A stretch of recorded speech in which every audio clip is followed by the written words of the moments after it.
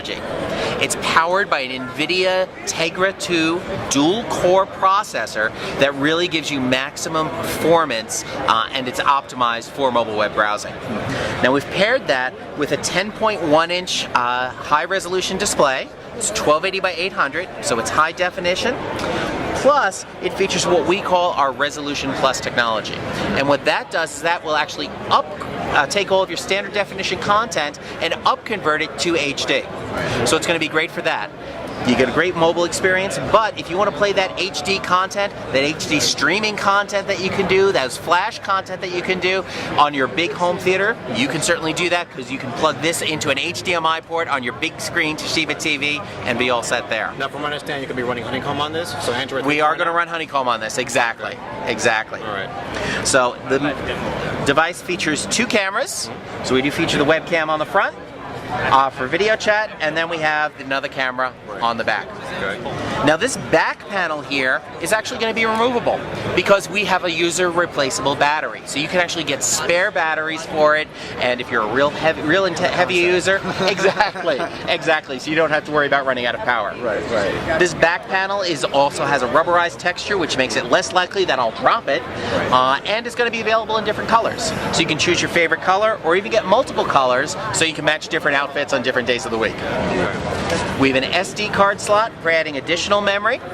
Plus it has multiple USB ports, 2 USB ports, including one that works as a host. Now what that means for you is that you can actually attach other USB peripherals to this. So if you want to use it with a USB keyboard, you absolutely can. That's very cool. And I see that there's a 2 megapixel front camera, which is the highest one that I've seen so far on a tablet device. Exactly. You know, it's even higher than what you see on a lot of laptops. Right. It really is going to give you a great video chat experience. Now it's interesting that you chose to do it in vertical rather than landscape mode.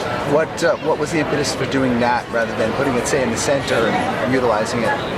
Well, we think that it's going to just sort of be a little bit more convenient for the way people might want to hold that when you're doing video chats. When you're typically doing a video chat, you're more interested in the person, and we're vertically oriented people, so this fits better with that as well. Very, very cool. So what applications are specific to Toshiba that a user couldn't get somewhere else?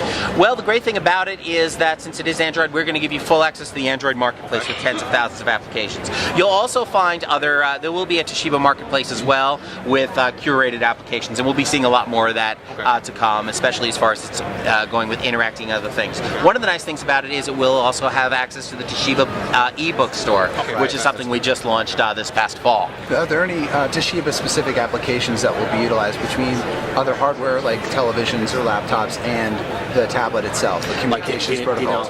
We have a number of those things that we're in development on and are bringing to market to help tie this into your net-connected TVs, as well as using those other features. Any Toshiba branded content coming down the pipe?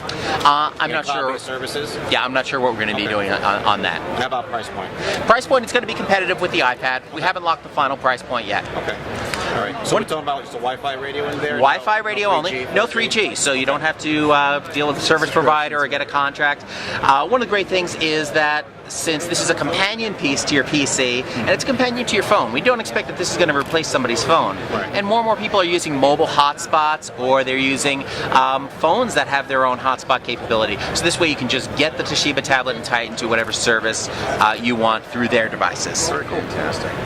Thank you very much for showing. You're welcome. Bill, thank you so much. You're welcome. Thanks a lot. Have a great show. Do the same. All right. Bye-bye. Bill, take it from here. So one of you guys see it's currently tracking my eyes. But here, I'll let you. How about you step up and I'll let them.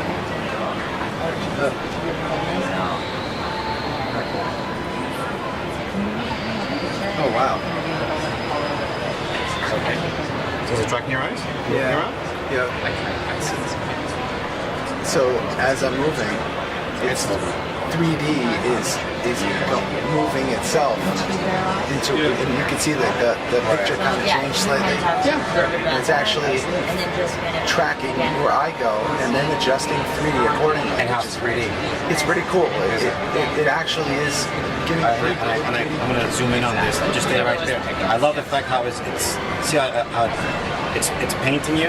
Right here with my finger. There it is. It's painting you right here. Sideways. That's interesting. That is curious. That's very neat. Wow. And it really does track. So Very nice. as I move, it moves the picture accordingly.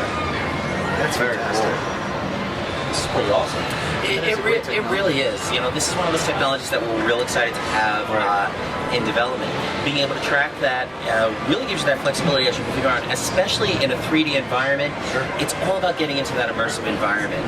And the more you're getting into it, the more you're likely to find yourself, you know, making those movements as you're, you know, trying to look around that corner. So, and see, the eye tracking is really nice for that. So what are the applications? Why would I want to, as a consumer, why would I want to purchase this particular product with this technology?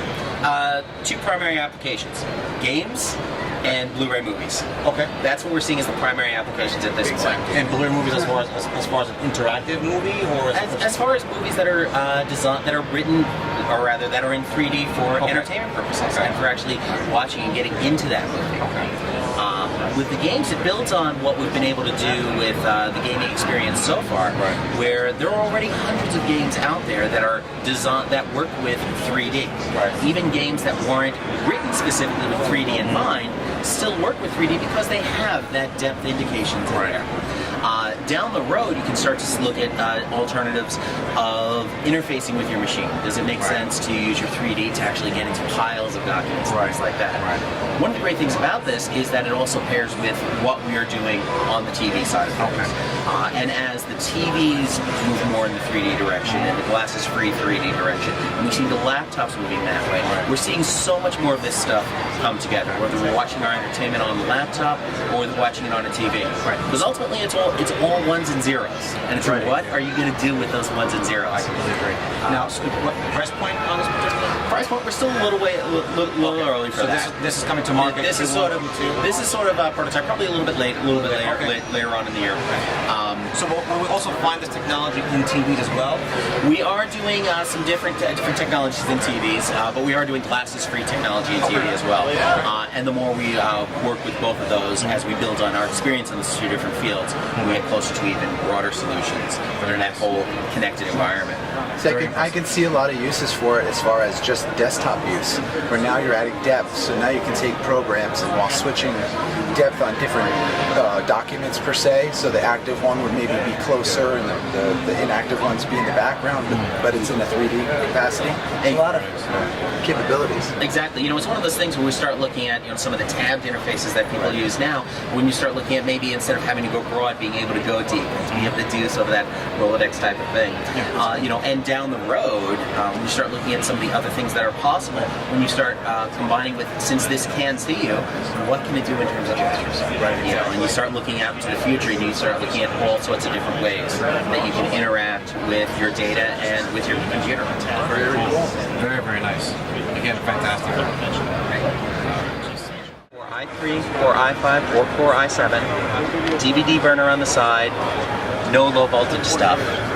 Plus it has HDMI and all of your ports and your various connections. What's the resolution of the display? The resolution on the display, that is the 1322 by 768. And it's a side-lit LED? Yes. Okay, side-lit.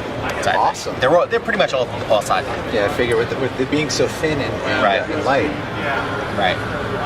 See, I happen to really like Toshiba styling on the laptops. It's a very comfortable and very easy to throw in and out of your bag. That's for sure. Right. Very cool. And that uses a magnesium alloy chassis, which gives us even a nice durability. That's a nice inset. That's nice for the SD cards. And express cards that's underneath for greater expansion. Oh, that helps. Yeah. We actually use the structure in there. We actually use a honeycomb design based on what they do on the International Space Station. Yeah. So it gives us maximum rigidity with minimum weight. Absolutely.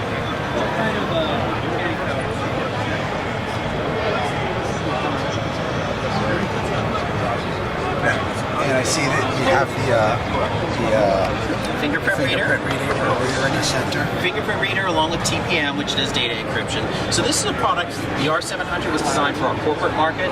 We have a version of the R705, which is for the consumer market.